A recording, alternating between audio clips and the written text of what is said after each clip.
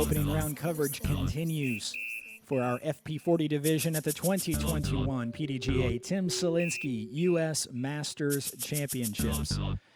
It's the back nine at Harmony Bends Disc Golf Course in Columbia, Missouri. Our lead card enters the back nine. Owen Scoggins at 6 under par. Jen Allen at 4 under par. And joining me, Grant Zellner in the booth.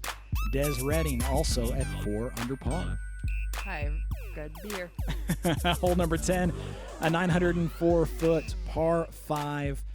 A significant downhill launching pad for this hole, and then playing flat all the way back into the green complex. Our drone attempting to navigate all the way back deeply into this shaded area, which gives you some idea of the challenges that await our players. This is a really fun hole.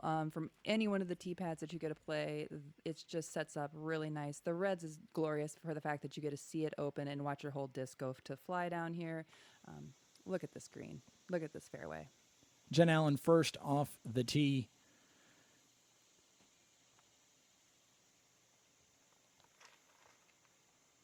It's like a scene from the movie Top Gun. Oh, man. So Jennifer again, hole 9, hole 10 with mashes. That was her splatter strike, so a splatter shrike right there. That is so far down the fairway. 495 feet, to be wow. specific. Fair enough. Well, Jennifer once threw it 569 feet with a star raise, so there's no doubt that this is right in her wheelhouse. I'm trying to play down, use the gravity, find some positioning, knowing 4 is good, a 5 is just pretty much what I would like shoot for. Owen going with a forehand here off the tee, interestingly enough, going for placement and comes over on it just a little bit. She's managed to get through those initial trees, but will have somewhat of an awkward shot for her second. Yeah, I found myself just in a little ditch in that last little step. Now that I look at myself, I just broke that lead leg, drove it down to the ground. Oh, Owen did find herself in a little pickle back over here. It was a nice out. You couldn't really tell from my angle. She definitely was just playing to get herself into another shot. This is Owen with her destroyer.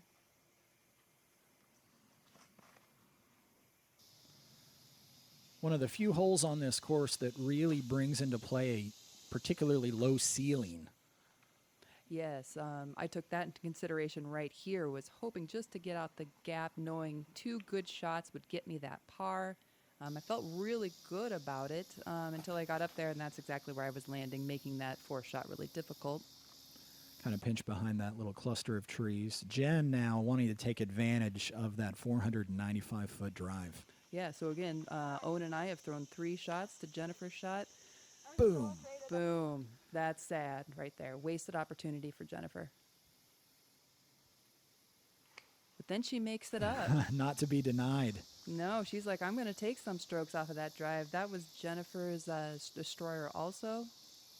Great shot right there. Just trying to get into the sandy green. Very difficult. Had to worry about hands hitting trees. Yep.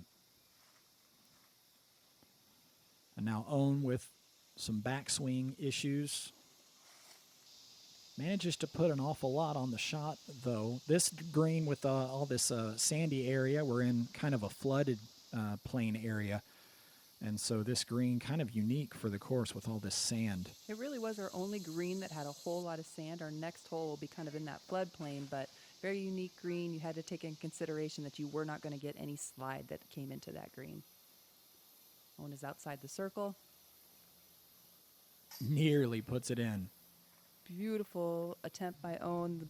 She's such a great putter. I think she's been hitting basket on any of her misses, so that gives her the green light to go anything. And the big fist pump, that's a huge stroke swing. Well done, Jennifer. Takes 2 on the card right there and is now tied for the lead. Yeah, we're all giving her high fives on that. That was just a smashing play. So Jen with the birdie, Owen with the bogey, Des with the bogey. I think we're going to all try to clean some up, and I would even say Jennifer is going to try to clean hers up if we are fortunate to make the extra round come on Sunday.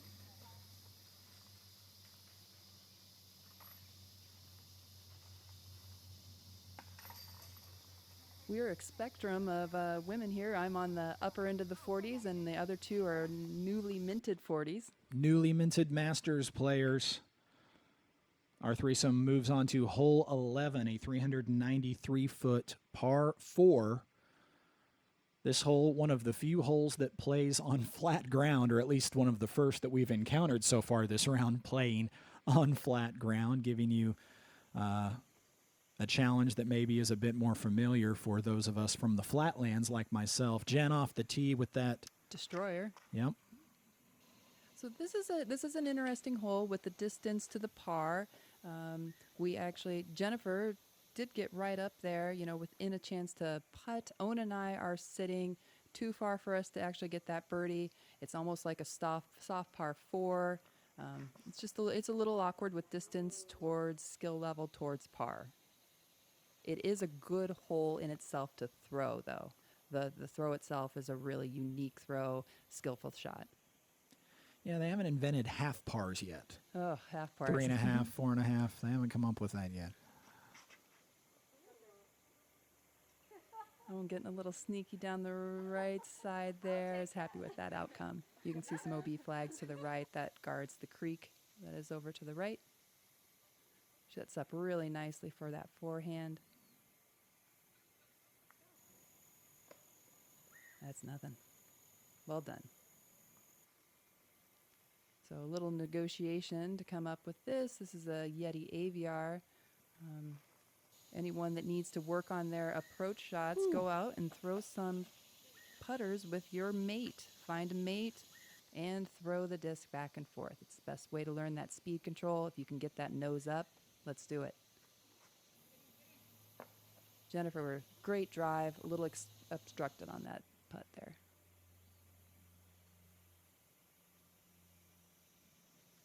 So I was trying to throw it in. I went far by to try to not worry about the outcome. The great thing about being a good solid putter, if you can get yourself a comfort circle, finding whatever, if you make good 15-footers, that's a really big circle around that green. Land your disc inside those comfort circles, you're going to make those putts. It also allows you to throw bigger approach shots and go for them. If you feel 15 feet behind, it's the same as 15 feet in front. It'll elevate your game and give you more opportunities to score. But know your comfort circle.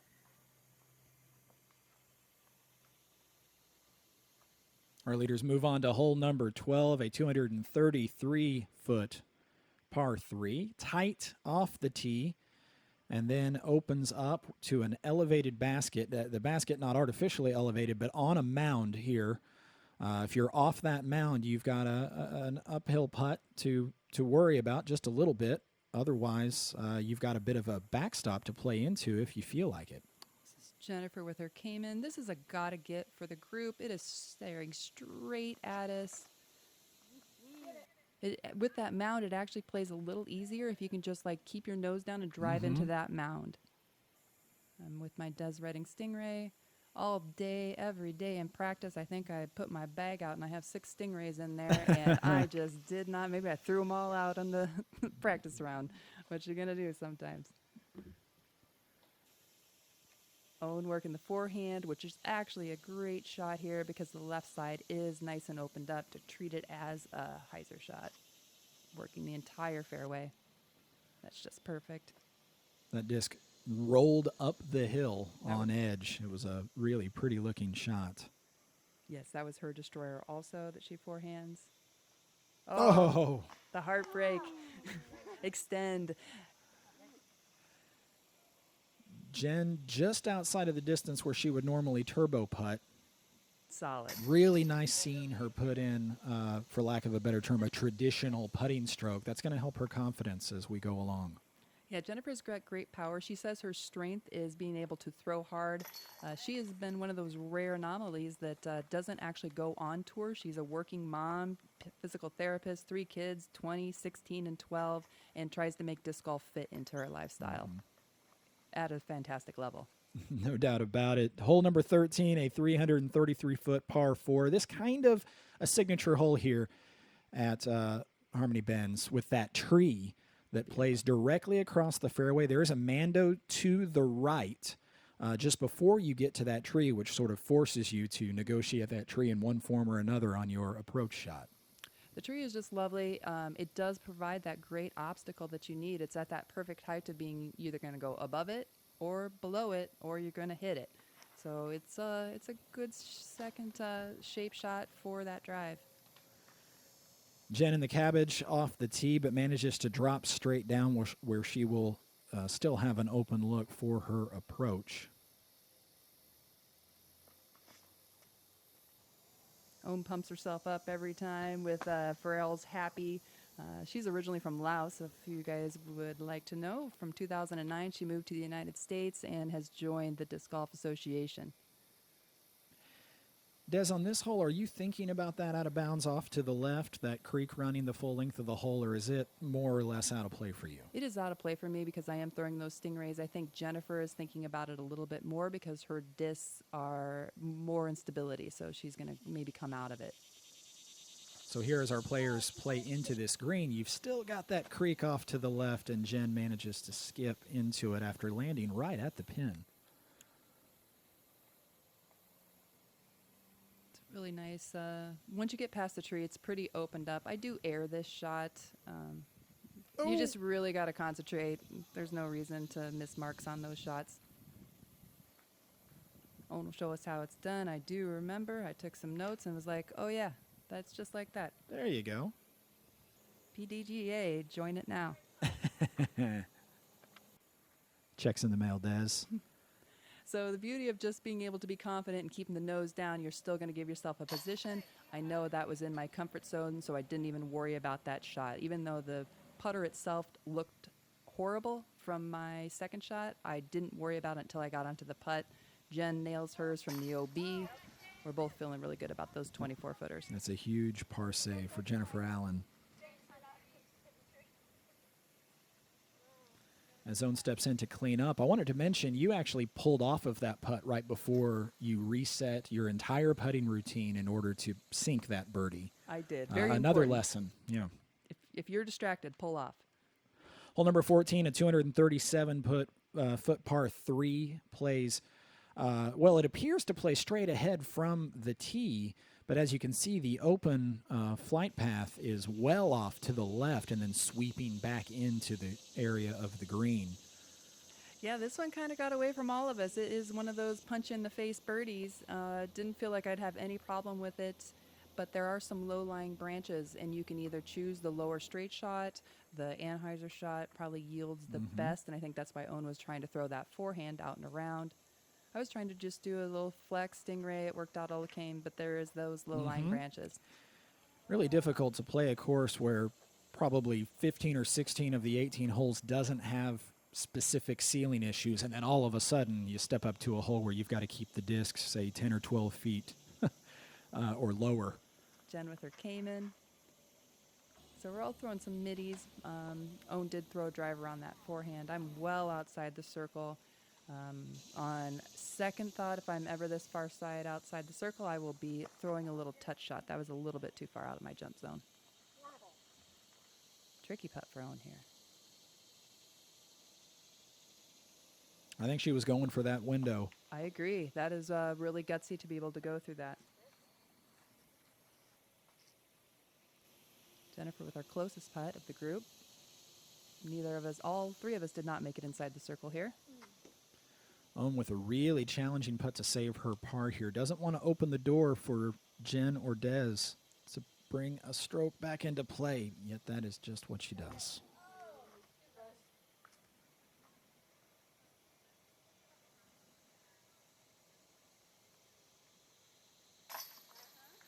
Cleaning up a par there. So as a group, we're all sitting, hoping we would get a few more birdies on there. We're coming up to a hard swing on that back half, and that's how John Houck Designs like to do it for you. Starting off with some hard holes, lulling to sleep, and wanting you to get the pressure on those birdies, and then he's going to kind of come out and get you on the back half.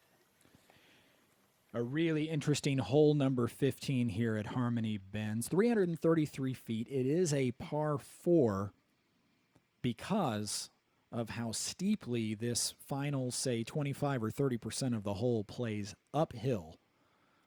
This is a huge uphill. I mean, it does. I'm amazed at how flat it looks on this video screen right now. Very big uphill shot. I think from the bottom of that V tree that you saw, it might have just been maybe 137 if I remember bushnelling it, but it'll play like 237. No doubt about it. And the green, not flat. It looks like a bit of a plateau. That's just by comparison to how steep the hill is before that. It's still a sloped green up there. You're playing into the embankment and finding the tree you just mentioned. Yeah, a little boop boop. And I landed right behind that tree. Either side of it, and you should be able to get up and down. And that's a little difficult. Jennifer here, we love these mashes by her. That is a starlight turn. It actually is from her daughter's bag, and she just cranks it up there. Still stays right at the circle's edge. Huge shot. We've got Own. This is a Shrike. Didn't come over on it as much as she would have liked. And we'll have kind of an interesting angle to have to navigate to get both up the hill and around these trees to the right. Yeah, anything right on that V tree is really where you want to be.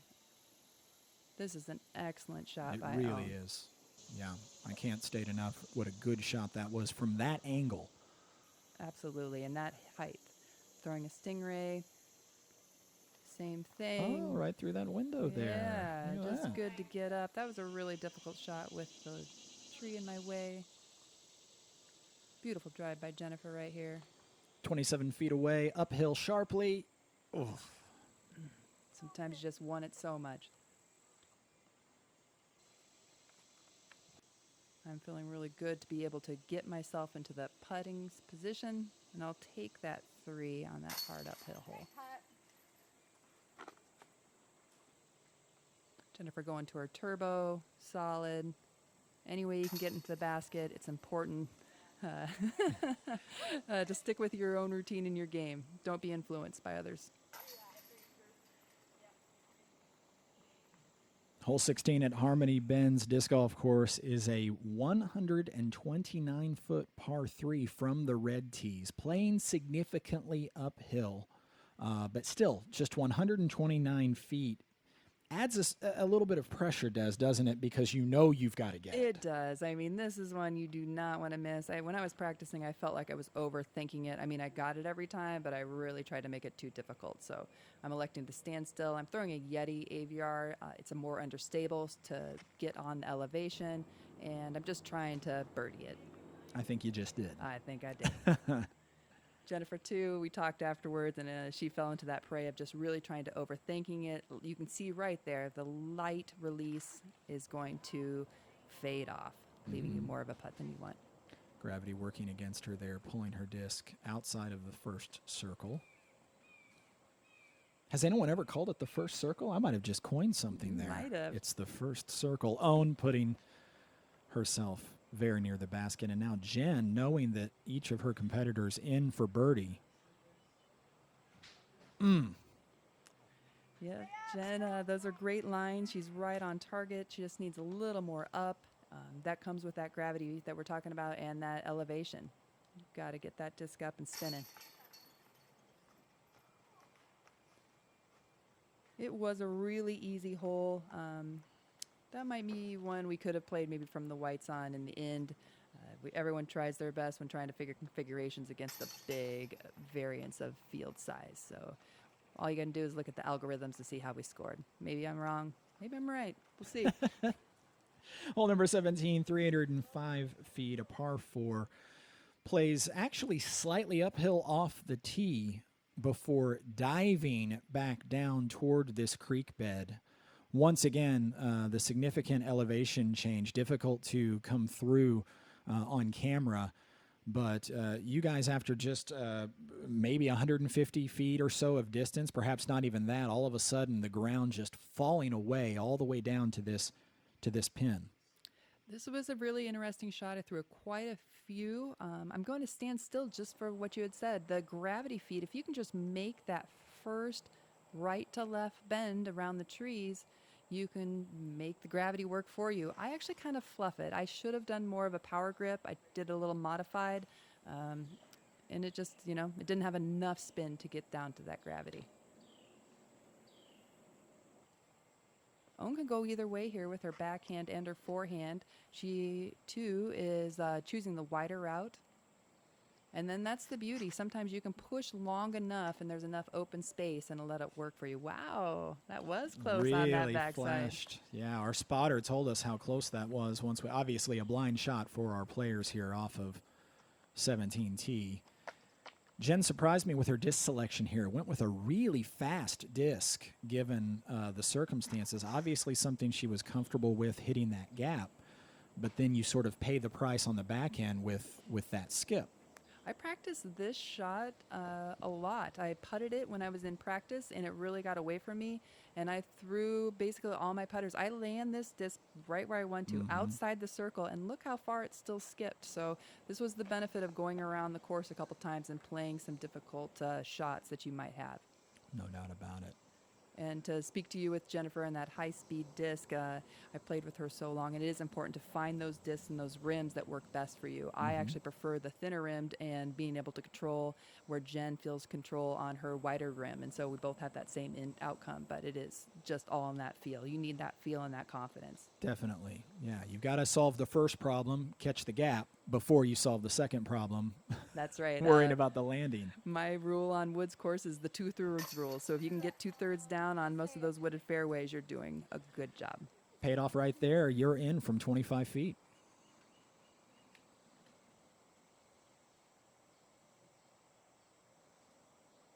Both Owen and Jen with those going long of the baskets, leaving themselves those uphill putts is a really nice way to play 17. Maybe a little bit soft as a par 4 for players of this caliber, yet a star frame never something to scoff at. No, it's fun as a group to have a star frame, but I agree, it is a little soft. Moving on to the final hole at Harmony Bend's Disc Golf Course.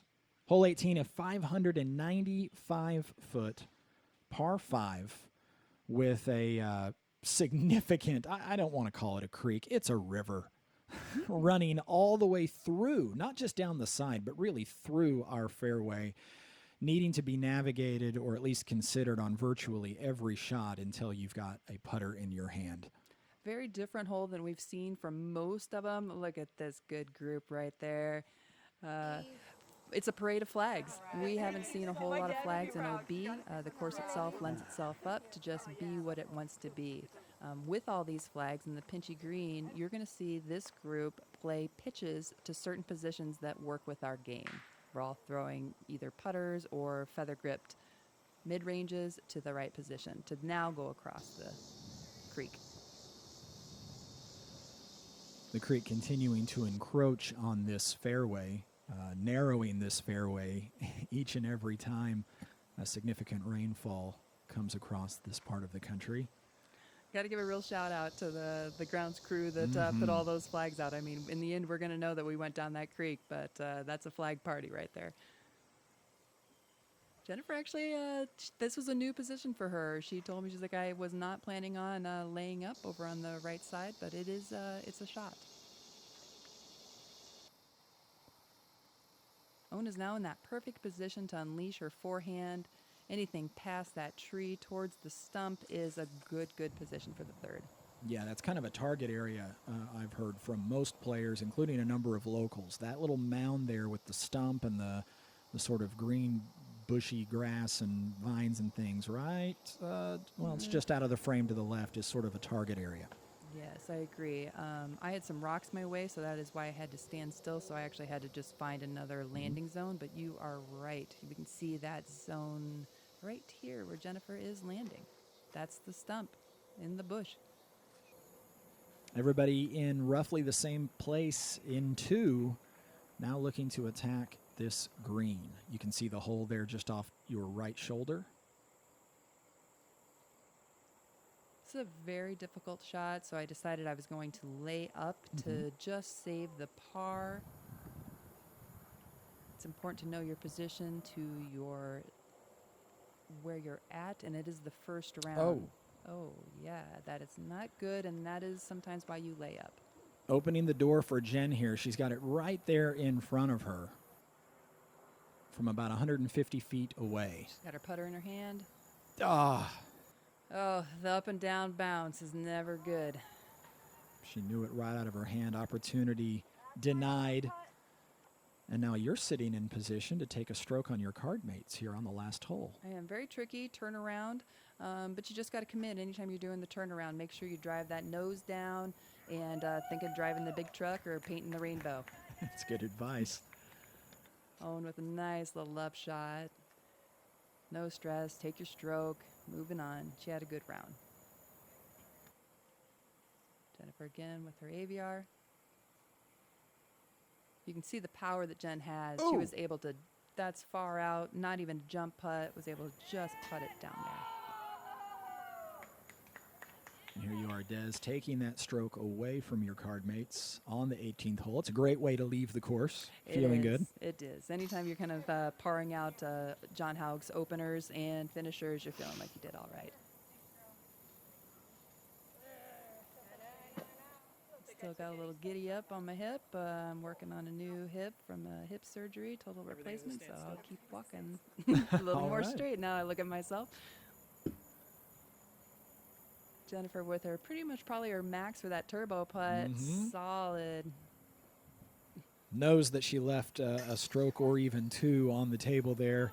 She has so much more power than the group. The opportunities are there for her to grab. We'll see some of that tomorrow as this same threesome stays together as the lead card. Owen Scoggins, our leader, at -9. Jen and Des, both at -8, just one stroke back. We'll head to Indian Hills Disc Golf Course tomorrow. A completely different challenge for our threesome. Make sure you stay tuned to PDGA.com and all of our social media channels for continued coverage of the 2021 PDGA Tim Selinske U.S. Masters Championships.